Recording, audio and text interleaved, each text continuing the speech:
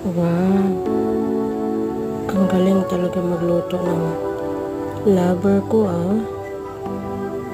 Very special binangkal guys. Grabe kaganda niya magluto guys ng pang snack. Sulit kaya guys.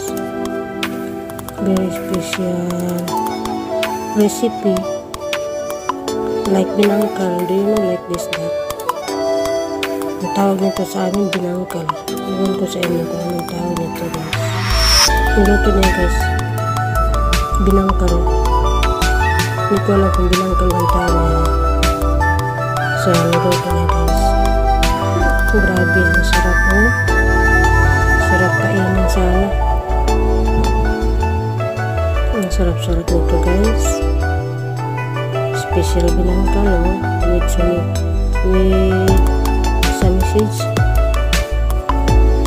Ang cute ng aso guys nag-antay bigyan.